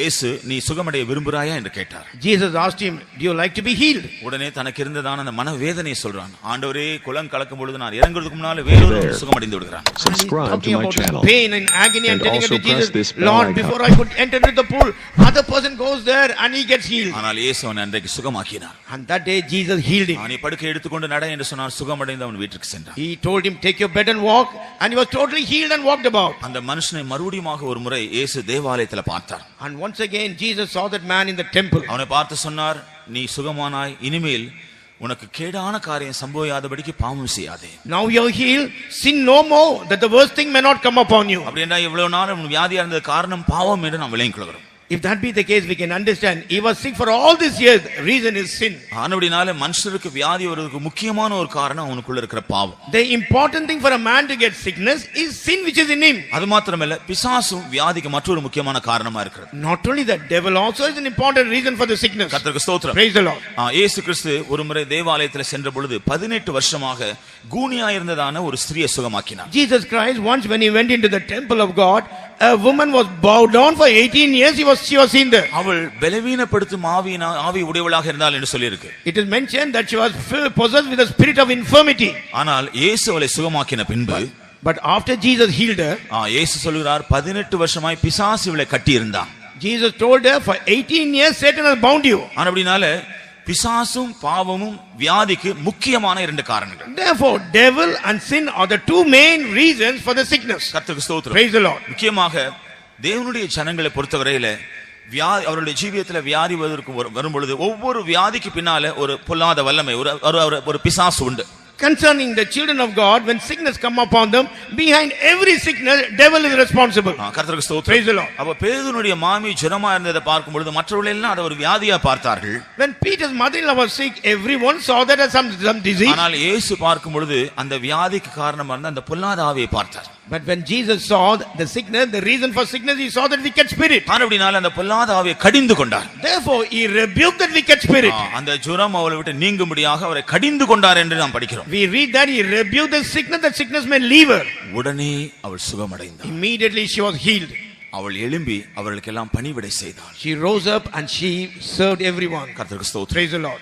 அருமையானவர்களே, beloved people, நம்முடைய ஆண்டவராகிய இயேசு நம்முடைய வீட்டுக்கு வருவார் என்றால், if our Lord Jesus Christ comes to our house means, நம்முடைய எல்லா வியாதிகளையும் நீக்கி நம்மை சுகமாக்க கூடியவராக இருக்கிறார். he is able to deliver us from all sicknesses and heal us. நீங்கள் ஏதாகிலும் வியாதி உள்ளவர்களாக இருக்கிறீர்களா? Are you with any type of sickness? உங்களுடைய வீட்டில் யாராகிலும் வியாதியா இருக்கிறார்களா? Is there anyone sick in your house? இயேசு இன்றைக்கு உங்க வீட்டுக்கு வர விரும்புகிறார். Jesus today he desires to come to your house. உங்களுடைய வீட்டுக்கு வந்த உடனே அவர் வியாதியை தான் முதல்ல அவர் சுகமாக்க விரும்புகிறார். As soon as he comes to your house, the first thing what he wants to do is to heal you from your sickness. இயேசு ஒரு மனுஷனுடைய வியாதியை சுகமாக்கும் பொழுது அது ஒரு பூரண சுகமா இருக்கும். When Jesus heals a man of a sickness, that will be a perfect healing. இன்றைக்கு பொதுவாக வியாதி வரும் பொழுது மனுஷர் மருத்துவரையும் மருந்தையும் தேடி போகிறார்கள். In common, when people fall sick, they go in search of physician and medicine.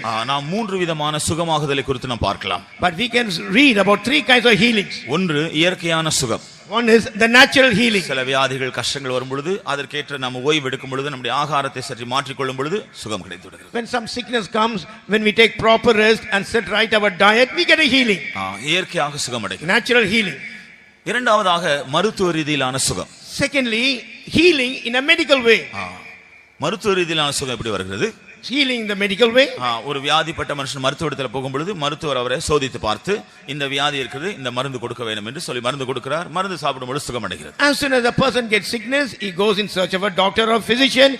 He examines and finds out this is the reason for that, and he gives him medicine, and thus he gets healed. தெய்வீக சுகம் என்றால் என்ன? What do you mean by divine healing? தேவன் நமக்கு தருகிற சுகம். The healing which God which is giving us. கர்த்தருக்கு ஸ்தோத்திரம். Praise the Lord. ஒரு மனுஷன் வியாதி வரும் பொழுது when a sickness comes to a man, அவன் தேவனிடத்தில் சென்றால், if he goes to God, மருத்துவரை போல புறம்பாக அவனை செக்அப் பண்றதில்லை. like a doctor outwardly he will not check you. தேவனிடத்தில் ஒரு மனுஷன் வியாதிப்படுற மனுஷன் போகும்போது அவனுடைய வியாதி வருவதற்குரிய மூல காரணம் என்ன என்கிறதான் ஆண்டவர் முதல்ல கவனிப்பார். When a man is having a sickness, when he goes to God, he finds out what is the main reason for the sickness to come in him. கர்த்தருக்கு ஸ்தோத்திரம். Praise the Lord. அவனுடைய உண்மையான வியாதி வந்ததுக்குரிய காரணம் என்ன என்கிறதை தான் அவர் முதலாவது அவர் காண்பிக்கிறார். In the first place he sees what is the main reason for the sickness to come. சில வேளையிலே தேவனுடைய பிள்ளைகளுடைய பொறுத்தவரையில வியாதி வருவதற்கு சில அவருடைய ஜீவிதத்தில் சில காரணங்கள் உண்டு. For a children of God, for sickness to come upon them, maybe there are certain reasons in their life. அப்பொழுது அவர்கள் தேவனிடத்தில் செல்லும் பொழுது அந்த காரணத்தை ஆண்டவர் சுட்டி காட்டுவார். That time when they go to God, God will point out that particular mistake in them. அதனால தான் வேதம் சொல்றது ஒரு வியாதிப்பட்டால் அவன் சபையிலே போய் மூப்பரிடத்தில் சொல்லி ஜெபிக்க வேண்டும். That is why the word of God says, is any sick among And you, also press let him this call bell for the icon. elders and pray over. அவர்கள் வந்து ஜெபிக்கும் பொழுது இவனுடைய ஜீவியத்தில் வந்த குற்றம் குறைகள் உணர்த்தப்படும். When they come and pray for him, the mistakes will be made known unto him. அவன் அதை சரிப்படுத்திக் கொள்ளும் பொழுது முதலாவதாக அவனுடைய ஆவியிலே சுகம் உண்டாகிறது. When he sets himself right in this, in the first place, there will be healing in his spirit. அவனுடைய ஆத்துமாவிலே சுகம் வருகிறது. There will be healing in his soul. மூன்றாவதாக சரீரமும் சுகம் அடைகிறது. Thirdly, physical healing. இதுதான் தெய்வீக சுகம். This is called divine healing. ஆனால் மருத்துவ ரீதியிலான சுகமானது சரீரத்தில் மாத்திரம் சுகம் உண்டாகிறது ஒழிய வியாதி வருவதற்கு காரணமா இருந்த ஆவியிலும் ஆத்துமாவிலும் பரிகாரம் உண்டாகிறது இல்லை. But the healing which is coming in a medical way, you are only healed physically, but the main reason, the soul and spirit is not healed. தேவனுடைய பிள்ளைகளை பொறுத்தவரையில அவர்கள் மருத்துவ ரீதியிலான சுகத்தை அவர்கள் நாடும் பொழுது வியாதி வருவதற்குரிய காரணத்தை அவர்கள் கண்டுபிடிப்பதில்லை, தங்களுடைய ஜீவியத்தை அவர்கள் சரிப்படுத்துவதில்லை. In the matter of children of God, when they want to receive healing in a medical way, they will not be able to find out the reason why the sickness is coming in their life. அதனால மருத்துவ ரீதியில் அவர்கள் சுகம் பெற்றுக்கொண்ட பின்பு அவருடைய ஆவிக்குரிய ஜீவியத்தில் ஒரு பின்வாங்குற அனுபவம் உண்டாகும். Therefore, when they receive a healing in the medical aspect, there will be a backsliding in the spiritual life. அவருடைய நல்மனசாட்சி நஷ்டப்பட ஆரம்பிக்கும். They will start losing their good conscience. ஆவிக்குரிய ஜீவியத்தில் இருக்கிற உற்சாகம், வைராக்கியம் இதெல்லாம் படிப்படியாக குறைய ஆரம்பிக்கும். Zeal and enthusiasm in the spiritual life will start decreasing. ஏனென்றால் சரீரம் சுகமடைந்து விட்டது, ஆவியிலும் ஆத்துமாவிலும் அந்த குறை பரிகரிக்கப்படவில்லை. The body got healed, but the shortcoming in the spirit and soul is not abolished. ஆவியிலும் ஆத்துமாவிலும் இருக்கிறதான குறையை ஒரு மருத்துவர் கண்டுபிடிக்க முடியாது, அதை ஒரு தேவனோ தேவனுடைய ஊழியரோ தான் கண்டுபிடிக்க முடியும். Shortcoming in your soul and spirit, a physician cannot find out, only servant of God and God can find out. கர்த்தருக்கு ஸ்தோத்திரம். Praise the Lord. ஆகவேதான் இயேசு இங்கே வந்து வியாதியா இருந்ததான அந்த பேதுருடைய மாமியை கண்ட பொழுது வியாதிக்கு காரணம் அந்த ஆவியை அவர் கடிந்து கொண்டார். That is why Jesus, when he went into the house of Peter, when he saw the mother-in-law Peter was full of sickness, the spirit which is responsible for the sickness, Jesus rebuked the spirit. உடனே அந்த வியாதி போய்விட்டது, அந்த ஆவி போய்விட்டது, அவள் சுகமடைந்தாள். Immediately the spirit departed and she was healed. உடனே எழும்பி அவள் பணிவிடை செய்தாள். Immediately she rose up to serve the others. சாதாரணமாக வியாதியா இருக்கிற 1-2 நாள் இருக்கிற சுகமடைந்தா மிகுந்த பலவீனமா தான் இருப்பார்கள். In common, if a person is sick for 2-3 days and after getting healing still they will be weak. ஆனா இங்க பாருங்க, ஒரு வயதான ஒரு ஸ்திரீ ஆனா உடனடியாக எழுந்து பணிவிடை செய்தாள் என்றா எவ்வளவு அதிசயமான விதத்தில் இயேசு அவளை சுகமாக்கி இருக்கிறார். You see this aged woman, as soon as she was healed, she rose up to serve. Means in what a wonderful way Jesus healed her. இயேசு நம்முடைய வீட்ல வந்தா அவர் நம்முடைய பரிகாரியாக நமக்கு விளங்குவார். If Jesus comes to our house, he'll be seen as a healer. இயேசுவினால சுகமாக்கப்பட முடியாத எந்த வியாதியும் இல்லை. There is no sickness which cannot be healed by Jesus. அது சிறிய வியாதியோ பெரிய வியாதியோ, whether it is small or a great sickness, அது தீராத வியாதியோ அல்லது வேற எந்த வியாதியானாலும் எந்த வியாதியும் சுகமாக்க இயேசு வல்லவர். whether it's incurable sickness or any sickness, Jesus is able to heal all those things. அப்படினால இயேசு நம்முடைய வீட்ல வந்தா நம்முடைய வியாதிகள் பலவீனங்கள் எல்லாம் நீங்கி போகும், நாம் சுகத்தையும் ஆரோக்கியத்தையும் பெற்றுக்கொள்ளலாம். Therefore, if Jesus comes to our house, our sickness and our infirmities and weakness will depart.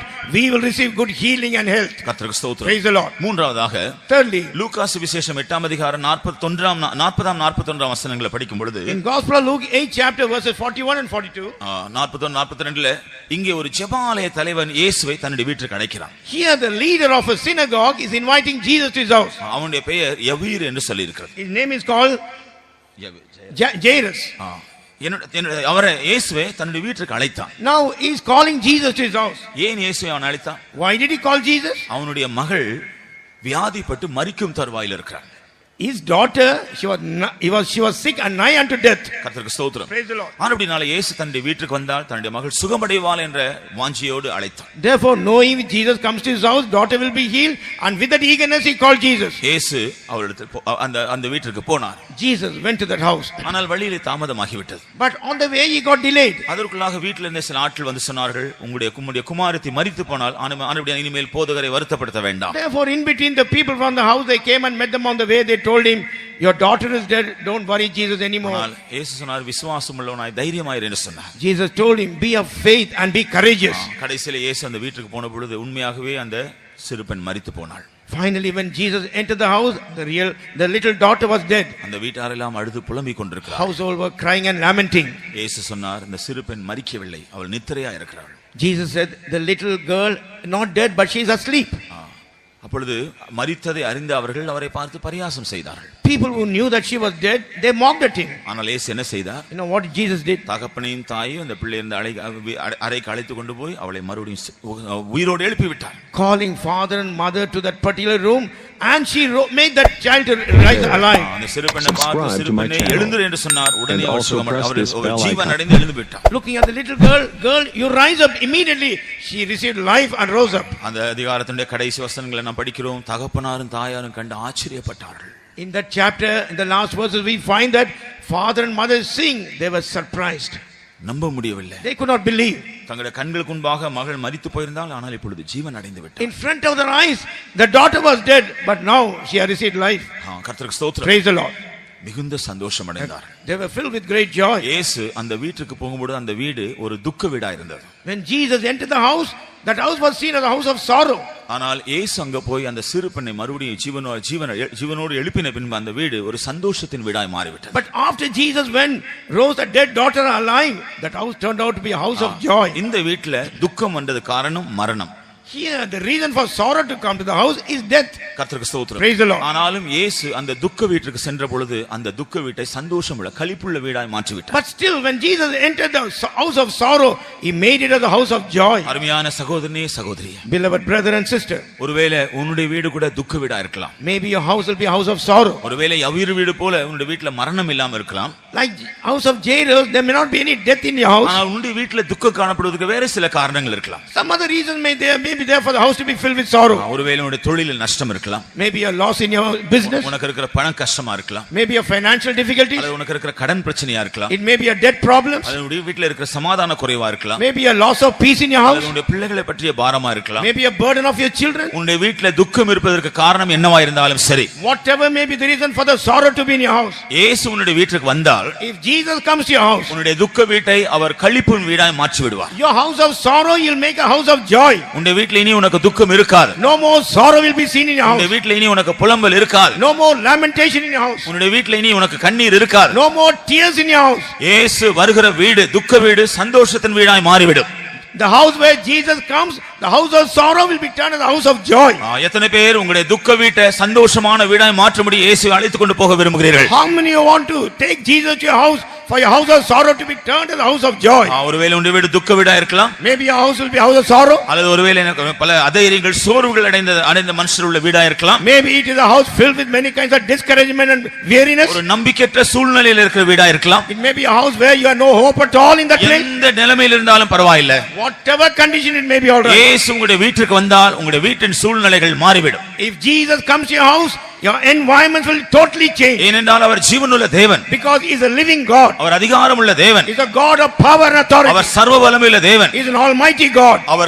அவர் சொல்ல ஆகும், கட்டளையிட நிற்கும். Whatever he utters, it will take place, and whatever he commands, he will stand still. அவர் இல்லாதவர்களை இருக்கிறவர்களை போல அழைக்கிறவர். He is a God who calls out of nothing which is possible. ஒன்றும் இல்லாமலிருந்து எல்லாவற்றையும் உருவாக்கக்கூடியவர். Where there is nothing, he is able to form everything. இயேசு உன்னுடைய வீட்டில் வந்தால் உன்னுடைய வீட்டில் அதிசயம் நடக்கும். If Jesus comes to your house, wonders will be seen in your உன்னுடைய place, வீட்டில் அற்புதம் நடக்கும். and miraculous thing will take place. உன்னுடைய வீட்டினுடைய துக்ககரமான நிலவரம் மாறும். Your sorrowful condition will be totally ஒரு changed. பெரிய சந்தோஷமும் களிகூறுதல் உன்னுடைய வீட்டில் உண்டாகும். A great joy and rejoicing will be seen. நீங்கள் இயேசுவை உங்களுடைய வீட்டுக்கு அழைத்து கொண்டு போய் பாருங்கள். உங்களுடைய வீட்டில் எப்படிப்பட்ட மாறுதல் உண்டாகிறது என்கிறதை நீங்கள் கண்டு நீங்களே சந்தோஷப்பட்டு ஆண்டவரை மகிமைப்படுத்துவீர்கள். You take Jesus to your house, and you yourself will be surprised what a great gladness and rejoicing is seen in your house. கர்த்தருக்கு ஸ்தோத்திரம். Praise the Lord. நான்காவதாக Fourthly, லூக்கா சுவிசேஷம் 7ஆம் அதிகாரம் 36ஆம் வசனத்தில் in Gospel of Luke 7 chapter verse 36, ஒரு பரிசேயன் கர்த்தராகிய இயேசு கிறிஸ்துவை தன்னுடைய வீட்டிற்கு விருந்துக்கு அழைத்திருந்தான். one Pharisee, he has invited Lord Jesus Christ for a feast into his house. ஆகவே இயேசு அந்த பரிசேயன் வீட்டிற்கு சென்றார். Jesus went to the house of that Pharisee. ஒரு காலத்துல அவன் ஒரு குஷ்ரோகியா இருந்தான் என்றும் இயேசு அவனை சுகமாக்கினபடினால அந்த நன்றி நிமித்தமாக அவன் தன்னுடைய வீட்டுக்கு அழைத்திருந்தான் என்று நம்ம வேதத்தில் பார்க்கலாம். In the word of God we are able to understand, once he was seen as a leper and Jesus has healed him, with a heart of gratitude he invited Jesus to his house. கர்த்தருக்கு ஸ்தோத்திரம். Praise the Lord. அவள் வீட்டுக்கு சென்ற பொழுது இயேசு பந்தியில் இருந்தார். When Jesus went to his house, he was with him in the feast. நாம் அடுத்த 37ஆம் வசனத்தில் படிக்கிறோம். In verse 37 we ஒரு read, பாவியா இருந்த ஸ்திரீ அந்த வீட்டுக்கு வந்தாள். a woman who was a sinner came to that house. அவள் தன்னுடைய கையில ஒரு தைலத்தை கொண்டு வந்தாள். She was carrying a box of ointment in her hand. அவள் இயேசுவினுடைய பாதத்துக்கு வந்து She came to the feet of Jesus, தன்னுடைய கண்ணீரினால் அவருடைய பாதத்தை நினைத்தாள். and she wetted the feet of Jesus with tears. தன்னுடைய தலைமுடியினால் அவருடைய பாதத்தை துடைத்தாள். With the hairs of her feet she wiped the feet of Jesus. அதன் பின்பு தான் கொண்டு வந்த அந்த தைலத்தை அவருடைய பாதங்களை பூசினாள். And afterward the ointment what she brought, she put it onto the feet of Jesus. அவருடைய And பாதங்களை also முத்தம் press செய்தாள். this She started bell to icon. kiss his feet. கர்த்தருக்கு ஸ்தோத்திரம். Praise the Lord. அவள் ஒரு பாவியான ஸ்திரீ என்று சொன்னபடினால அந்த இடத்துல இருந்த எல்லாரும் அறியக்கூடிய விதத்தில் ஒரு பாவியான ஸ்திரீயா இருந்தாள். When she is called as a sinful woman, she was a sinner for everybody to know about her. இயேசு இதையெல்லாம் செய்யும் பொழுது அவர் அமைதியாக இருந்தார். When she was doing all these things, Jesus was silent. அப்பொழுது அவர் அழைத்த பரிசேயன் மனசுல அவனுக்கு ஒரு பெரிய ஒரு போராட்டம் வந்துருச்சு. A Pharisee who invited him to his house, there was a commotion or turmoil in his heart. இவர் உண்மையா ஆண்டவர்னா தன்னை வந்து தொடர ஸ்திரீ பாவியான ஸ்திரீயாச்சே ஏன் இவர் இதெல்லாம் அனுமதிக்கிறார் என்று அவன் தனக்குள்ள பெரிய ஒரு போராட்டம். And within him there was a great struggle. If the real Lord, the woman who comes and touches him, he should have known that she's a sinful woman. ஆனால் இயேசு என்ன செய்தார்? But what Jesus said? அவள் செய்த காரியங்கள் நிமித்தமாக அவள் தன்னிடத்தில் அன்பு கூர்ந்து அவளுடைய பாவங்கள் மன்னிக்கப்பட்டது என்று சொன்னார். He said because with the great love she did all these things as sins are forgiven. 7ஆம் அதிகாரம் 48ஆம் வசனத்தில் நாம் அதை பார்க்கிறோம். We read that in chapter 7 verse 48. கர்த்தருக்கு ஸ்தோத்திரம். Praise the Lord. உன்னுடைய பாவங்கள் உனக்கு மன்னிக்கப்பட்டது. Thy sins are forgiven. கர்த்தருக்கு ஸ்தோத்திரம். Praise the Lord. இன்னும் 50ஆம் வசனத்தில் இயேசு சொல்றார். In 50th verse Jesus says, அவள் விசுவாசத்தோடு இயேசுவினிடத்தில் வந்தாள். with faith she came to Jesus. ஒரு பாவியான ஸ்திரீ இயேசுவினிடத்தில் வருவதற்குரிய நோக்கம் என்ன? A sinful woman, what is the purpose of coming to Jesus? தொடர்ந்து தான் பாவம் செய்ய வேண்டும் என்று விரும்பினால் அவள் இயேசுவினிடத்தில் வர மாட்டாள். அவள் பாவம் செய்ய தான் செல்வாள். If she has a desire to continue with sin, she will never come to Jesus. She will go back to the sin. தன்னுடைய பாவ வாழ்க்கையில் வெறுப்படைந்து அதற்கு ஒரு விமோசனம் பெற வேண்டும் என்பதற்காக தான் இயேசுவினிடத்தில் வந்தாள். Being depressed of her sinful life, in order to get a deliverance, she came to Jesus. இயேசு சொல்றார் விசுவாசத்தோடு அப்படி வந்ததாக சொல்கிறார். Jesus says she came with faith. ஆனபடியால் தான் சொல்றார் உன்னுடைய விசுவாசம் உன்னை ரட்சித்தது, நீ சமாதானத்தோடு போ. That's why he says thy faith has saved thee, go in peace. கர்த்தருக்கு ஸ்தோத்திரம். Praise the Lord. இதிலிருந்து நாம் என்ன விளங்கிக் கொள்கிறோம்? From this what do we understand? இயேசு பரிசேயனுடைய வீட்டுக்கு சென்றார். Jesus went to the house of Pharisee. அதனால பரிசேயனுடைய வீட்டுக்கு ஒரு ஆசீர்வாதம் உண்டாவதற்கு முன்பாக Before a blessing would come to the house of Pharisee, அந்த வீட்ல வந்து பாவியான ஸ்திரீ ரட்சிக்கப்பட்டு அவள் ஆசீர்வாதத்தை பெற்றுக்கொண்டு போய்விட்டாள். in that house a woman who was a sinner came to the house and got blessed and returned with a blessing. இயேசு ஒருவேளை பந்தி இருந்த பின்பு அதன் பின்பு ஜெபித்து அவன் வீட்டை ஆசீர்வதித்துட்டு போயிருக்கலாம். Jesus after the feast maybe he would have prayed to the house and returned back. ஆனா அதற்கு முன்பாக அந்த வீட்ல வந்து அந்த பாவியான ஸ்திரீ ரட்சிக்கப்பட்டு அவள் ஆசீர்வதிக்கப்பட்டு சென்றாள். And before that this woman the sinner she came to the house and she got saved and returned back with a blessing. இதிலிருந்து நாம் என்ன விளங்கிக் கொள்கிறோம்? From this what do we understand? இயேசு நம்முடைய வீட்டில் வருவார் என்றால், If Jesus comes to our house means நாம் ஆசீர்வதிக்கப்படுறது மாத்திரமல்ல, not only we are blessed, நாம் ரட்சிக்கப்பட்ட சகையை போல நாம் ரட்சிக்கப்படுறது மாத்திரமல்ல, like Zacchaeus, not only we are saved, பேதுருடைய மாமியை போல நாம் சுகமடைவது மாத்திரமல்ல, like the mother-in-law of Peter, is not that we are healed, எபியுடைய வீட்டில் இருந்த துக்கம் மாறி சந்தோஷமானது போல நம்முடைய வீடு சந்தோஷத்தின் வீடாய் மாறுவது மாத்திரமல்ல, like the house of Jairus, the house of sorrow was made as the house of joy, is not that we are going to be done like that. நம்முடைய வீட்டுக்கு வருகிறவர்கள் கூட ஆசீர்வதிக்கப்படுவார்கள். Even those who come to our house, they will be blessed. பாவியாய் வருகிறவர்கள் அவர்கள் ரட்சிக்கப்படுவார்கள். People who come as a sinner, they will be saved. வியாதியாய் வருகிறவர்கள் சுகமடைவார்கள். People who come with sickness, they will be healed. பலவிதமான பாரங்கள் கலக்கலோடு நம்முடைய வீட்டுக்கு வருகிறவர்கள் அவர்கள் விடுதலை பெற்று செல்வார்கள். People who are coming with various types of burdens and difficulties,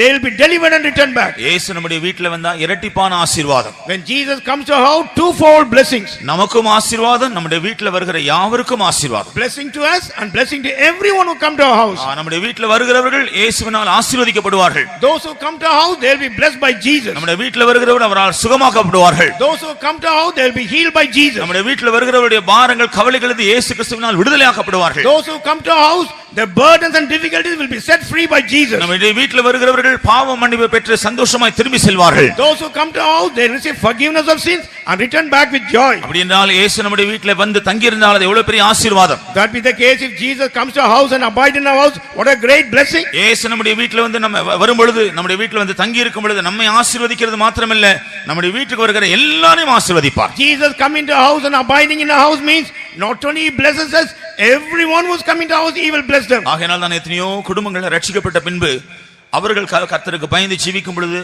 கர்த்தரை அறியாதவர்கள் பல பிரச்சனைகளுக்காக வந்தவர்களுக்கு ஜெபிக்கும் பொழுது அவர்களுக்கு விடுதலை உண்டாகிறது. Therefore, after God saving us and when they are delivered, when they are praying for others who are possessed with this kind of difficulties, even they are delivered. சில சொல்லுவாங்க, உங்க வீட்டில் வரும்பொழுது ஒரு தேவ சமூகத்தை நாங்கள் காண்கிறோம். Some will say when we come to the house we see the presence of God. சிலருக்கு அது தெரியாது, உங்க வீட்டில் வரும்பொழுது ஒரு பெரிய மன அமைதி உண்டாகிறது எங்களுக்கு என்று சொல்வார்கள். Some people will say when we come to the house there's a great peace of mind. அவர்களுக்கு அந்த தேவ சமூகத்தை பற்றி தெரியாது. They don't know the presence of God. சில சொல்லுவாங்க, வீட்டுக்கு வந்தாலே எனக்கு ஒரு பெரிய சந்தோஷம் உண்டாகிறது. Some will say when I come to your house I'm filled with a great happiness. இயேசு நம்முடைய வீட்டில் இருக்கும் பொழுது தான் இந்த காரியங்கள் சம்பவிக்கிறது. Only when Jesus is in the house all these things will take place. நம்முடைய வீட்டில் ஒரு விசேஷம் இல்ல.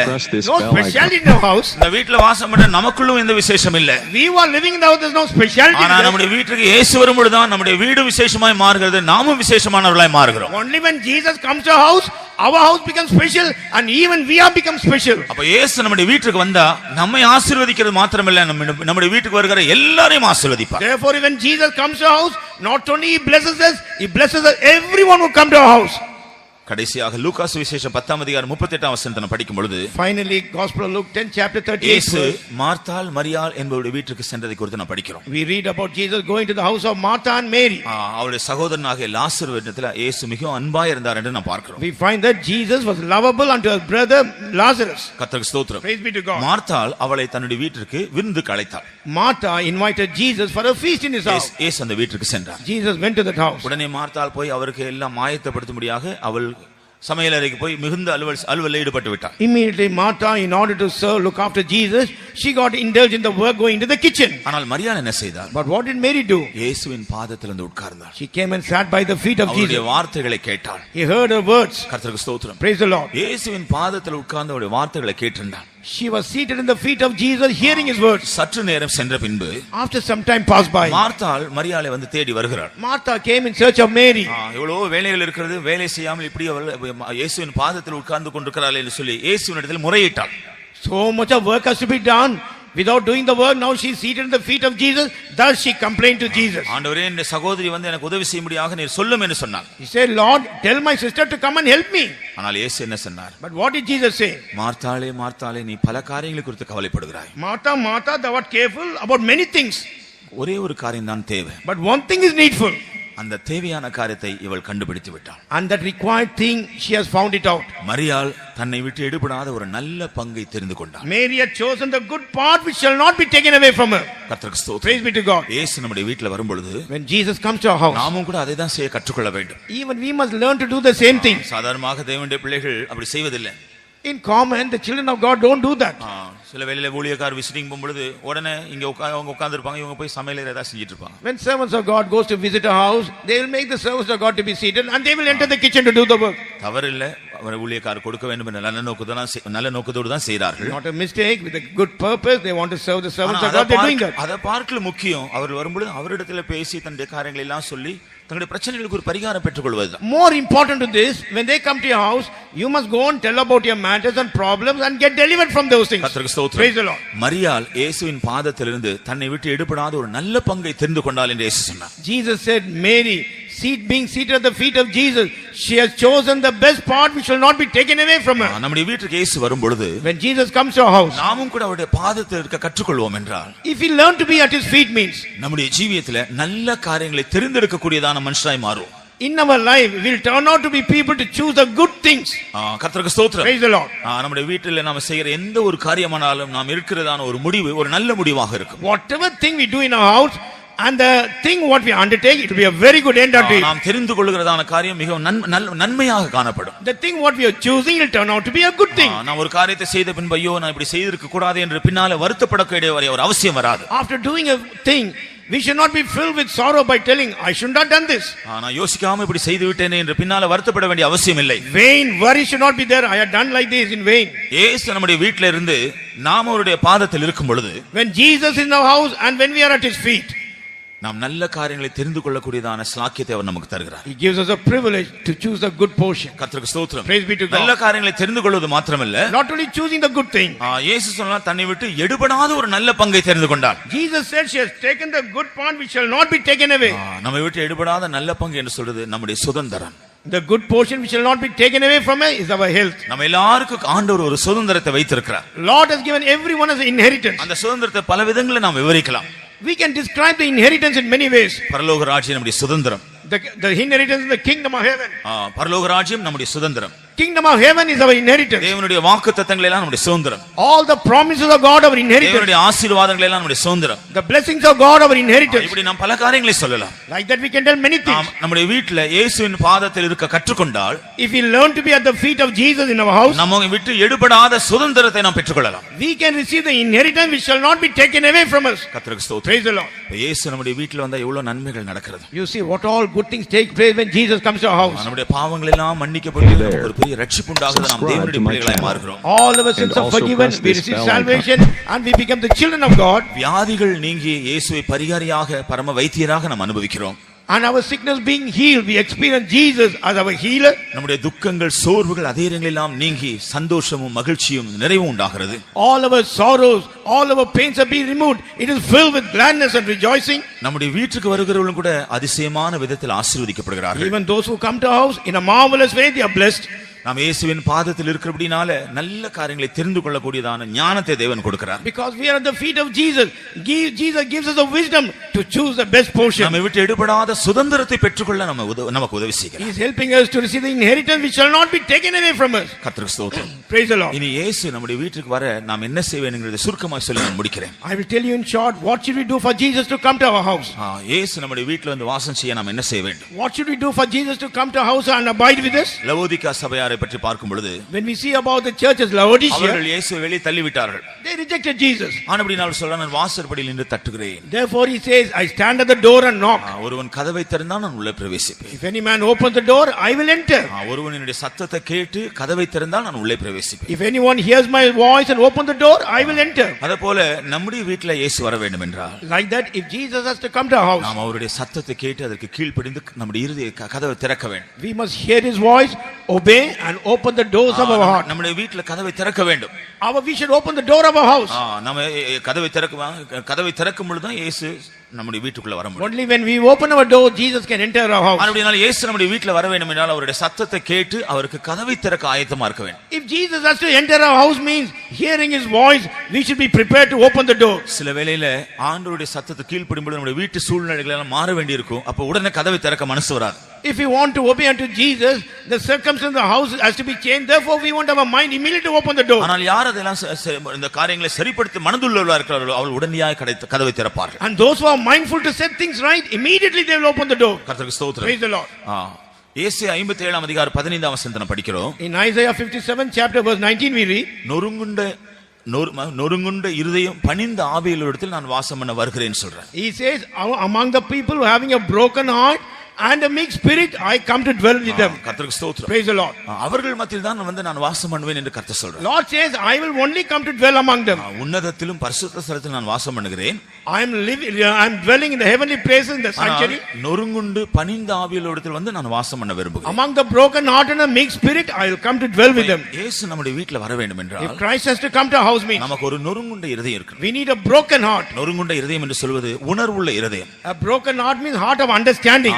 மனஸ்தாபம் உள்ள இருதயம். Heart of repentance. குறைகள் இருக்கும் பொழுது அதை குறித்து மனஸ்தாபப்பட்டு மனம் திரும்புகிற இருதயம். Immediately shortcomings there, repenting and understanding and repenting for it. கர்த்தருக்கு ஸ்தோத்திரம். Praise the Lord. தன்னுடைய குறைகளை மூடி மறைக்கிற இருதயம் அல்ல. It is not a heart to cover the mistakes. அது தன்னுடைய குறைகளுக்காக நியாயம் சொல்றதான இருதயம் அல்ல. Not the heart to justify about the mistakes. ஆண்டவருக்கு முன்பாக இருக்கிற காரியங்களை இருக்கிறவண்ணமாக ஒத்துக்கொண்டு மனஸ்தாபப்பட்டு தன்னை திருத்திக் கொள்ற இருதயம். Before the Lord, a heart to tell things as it is and to set the things right. பணிந்த ஆவி என்று சொல்லும் பொழுது, A meek spirit means இங்கிலீஷ்ல humble spirit சொல்லிருக்கு. அப்ப மனத்தாழ்மை காண்பிக்கிறது. humble spirit that shows the humility. தேவனுக்கு முன்பாக எப்போதும் தன்னை தாழ்த்தக்கூடிய ஒரு அனுபவம். An experience to humble always in the presence of God. இன்றைக்கு உலகத்துல தேவ பக்தி இல்லாத, தேவனை பற்றி அறிவில்லாதவர்கள் தங்களுடைய எல்லா சாமர்த்தியத்துக்காக தங்களை தான் மேன்மைப்படுத்துவார்கள். On this earth, people who don't have godliness and a godly fear, according to their efforts and ability, they will try to exalt themselves. சில வேளை தேவனுடைய ஜனங்களும் கூட சரியாக தேவனை பற்றி அறிவில்லாதவர்கள், நான் ஜெபித்து தான் இப்படி நடந்தது, நான் பிரயாசப்பட்டு தங்களை தான் மேன்மைப்படுத்துவார்கள். Some even the people of God who don't have a proper understanding about God, they will say, it is because I did this, my efforts, it all had taken place. ஆனா தேவன் மாம்சமான ஒன்றும் அவருக்கு முன்பாக மேன்மை பாராட்ட கூடாது என்று விரும்புகிறார். But God desires no flesh should boast or glory with him. ஆனபடினால தேவனுக்கு முன்பாக நாம் ஒன்றும் இல்லை என்று நம்மை வெறுமையாக்கக்கூடிய ஒரு அனுபவம். An experience in the presence of God that we are nothing, that is the way thing. ஒருவேளை எதையாகிலும் நாம் செய்திருந்தாலும் அவர் தான் அதை செய்தார் என்று அவரை மகிமைப்படுத்தக்கூடியதான ஒரு அனுபவம். Maybe we might have done something, only he has done that, an experience to glorify him. ஆகையால் தான் நொறுங்குண்ட இருதயம் உள்ளவரிடத்திலும் பணிந்த ஆவியுள்ளவரிடத்திலும் அவர் வந்து வாசம் பண்றேன்னு சொல்றார். Therefore he to my says, channel. I will come and dwell among And them also press with a this broken bell heart and a humble spirit. எபேசியர் 3:17 நாம் படிக்கும் பொழுது, In Ephesians 3:17, விசுவாசத்தினாலே கிறிஸ்து உங்களுடைய இருதயத்தில் வாசமாயிருக்க வேண்டும் என்று அப்போஸ்தலன் சொல்றார். Apostle says, Christ through faith must come and dwell in your hearts. அப்ப நம்முடைய இருதயத்தில் விசுவாசம் உண்டாக வேண்டும் என்றால் ஒரு சுத்த மனசாட்சி முதலாவது உண்டாக வேண்டும். If you had to have a faith in your heart, in the first place you must have a clear conscience. எப்பொழுது சுத்த மனசாட்சி உண்டாகிறது? When the pure conscience comes, நாம கர்த்தருடைய வார்த்தைகளையோ வேத வசனத்தை கேட்டு மனஸ்தாபப்பட்டு நம்முடைய குறைகளை எல்லாம் நம்ம விட்டு அகற்றும் பொழுதுதான் ஒரு சுத்த இருதயம் உண்டாகிறது. when we hear the word of God, when we hear the voice of God and accept our mistake and confess it, we receive a pure heart. நம்முடைய இருதயம் சுத்திகரிக்கப்படும் பொழுது, கழுவப்படும் பொழுதுதான் சுத்த இருதயம், சுத்த மனசாட்சி உண்டாகிறது. Only when our heart is cleansed and washed, we get a pure heart and a pure conscience. சுத்த மனசாட்சி உள்ளவர்களுக்குள்ள தான் விசுவாசம் இருக்கும். அந்த விசுவாசத்தின் நிமித்தம் தான் ஆண்டவர் நமக்குள்ள வர முடியும். A person with a pure conscience will have a faith, and through that faith only Lord can enter us. ஆகையால் தான் முதல்ல நாம் கவனித்தோம், பேதுரு சொன்னான், ஆண்டவரே நான் பாவியான மனுஷன், அதாவது நான் ஒரு அவிசுவாசியா இருக்கிறேன் என்று அறிக்கை செய்தான். The first time we heard that, Peter is confessing, Lord, I am a sinful man, is confessing that is disbelief. நான் பாவியான மனுஷன், அப்படினா என்னிடத்தில் வர வேண்டாம், என்னை விட்டு போய்விடும் என்று சொல்றான். He says, I am a sinner, don't come to me, go away from me. அப்படினால விசுவாசம் உள்ளவர்களுக்குள்ள தான், அவருடைய வீட்டில் அவர்களுக்குள்ள தான் இயேசு வர முடியும். Only those people have faith, into the house Jesus can come in. யோவான் சுவிசேஷம் 14:23 In John 14 chapter verse 23, இயேசு சொன்னார், ஒருவன் என்னிடத்தில் அன்பா இருந்தால் அவன் என் வசனத்தை கைக்கொள்வான். If anyone love me, he will keep my words. என் பிதாவும் அவனிடத்தில் அன்பா இருப்பார். My Father will love him. ஆகவே நாங்கள் வந்து அவனிடத்தில் வாசம் பண்ணுவோம். Therefore we will come and dwell with them. நாம் வேத வசனத்தை கேட்கிறோம். We are hearing the word of God. கடந்த நாட்களில் நாம் சில வேத வசனங்களை அறிந்திருக்கலாம். We have made up understood the word of God. நாம் அறிந்ததும் கேட்கிறதுமான வேத வசனங்கள், சத்தியங்களுக்கு நாம் எவ்வளவு தூரம் கீழ்ப்படுகிறோமோ, கைக்கொள்கிறோமோ, அவ்வளவு அதிகமாக ஆண்டவர் நமக்குள் வாசம் பண்ண நாம் வழி திறக்கிறோம். The word of God which you are known and which you are hearing, and for the truth, to which extent we obey unto it, to that extent Lord will come to dwell with us.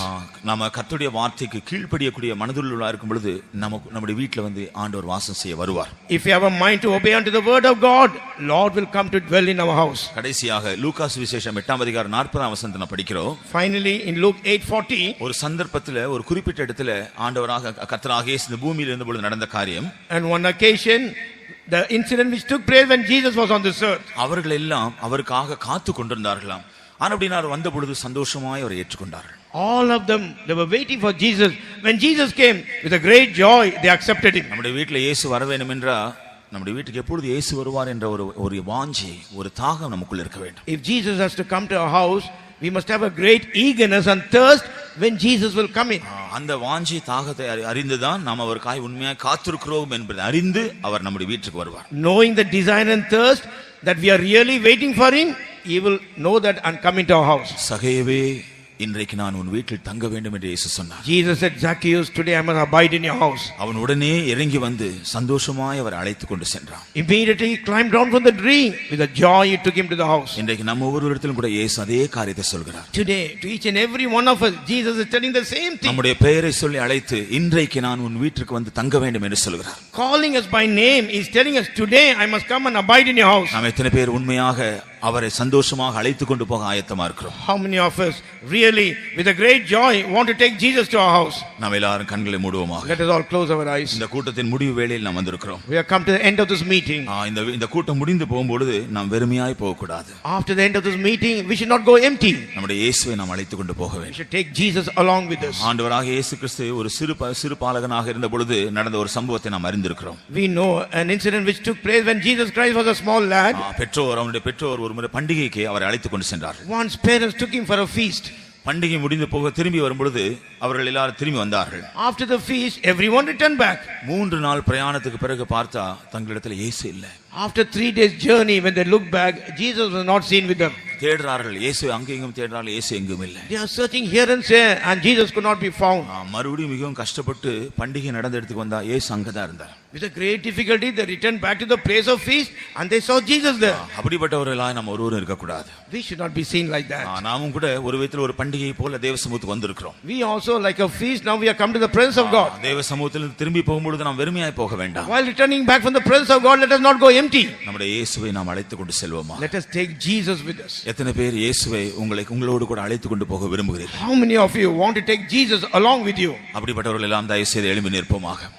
Those kind of people, please rise up and stand. அப்படிப்பட்டவர்களுக்காக நாம் இப்பொழுது ஜெபிக்க போகிறோம். We are going to pray for all those people. இயேசு உங்களோடு கூட வர வேண்டும் என்றால், if Jesus has to come with you, means உங்களுக்கு இருக்கிற எல்லா அவிசுவாசத்தை நீங்கள் தள்ளிவிட, you must put away all the unbelief which is in you. எல்லா சந்தேகத்தையும் also press this all bell the icon. doubts you must put it away. உங்களுக்குள்ள இருக்கிற தவறான பயத்தை எல்லாம் தள்ளிவிட வேண்டும். Wrong fear in you, you must put it away. ஒருவேளை இயேசு வந்தா இப்படி நடக்குமோ அப்படி நடக்குமோ என்ற தவறான அபிப்பிராயங்களை எல்லாம் தள்ளிவிட வேண்டும். Wrong impression, if Jesus comes this will take place like this, you must put it away. ஏனென்றால் நம்ம மனசுல விருப்பம் இருக்கு, ஆனா இவைகள் எல்லாம் அவர்களை தடை செய்கிறது. Our mind we have a desire, but all these things are hindering him. ஆனால் இவைகள் எல்லாம் தள்ளிவிட்டால், and if you reject all these things, நாம் சந்தோஷமாய் நம்முடைய இயேசு அழைத்துக் கொண்டு போகலாம். with a great joy we can take Jesus with us. சகேவை பாருங்க. You see Zacchaeus, இயேசு நான் உன் வீட்டுக்கு வர வேண்டும் சொன்னவுடன் மிகுந்த சந்தோஷத்தோடு அழைத்துக் கொண்டு போனான் நாம் பார்க்கிறோம். when he told Zacchaeus, I must come to your house, with a great joy we see that he took Jesus with him. நாம் சந்தோஷத்தோடு இயேசு அழைத்துக் கொண்டு செல்வோம். with great joy let us take Jesus with us. வலுக்கட்டாயமாக அல்ல, not compulsorily, கடமைக்காக அல்ல, not for duty, விருப்பமாக இல்லாமல் அல்ல, not without any desire. சந்தோஷத்தோடு அழைத்துக் கொண்டு போனாதான் இயேசு வருவார். with a great joy if we take, Jesus will definitely come. நம்ம எல்லாரும் கண்களை மூடி ஆண்டவருடைய சமூகத்தில் நாம் அவருக்கு நோக்கி நாம் கூப்பிடுவோமா?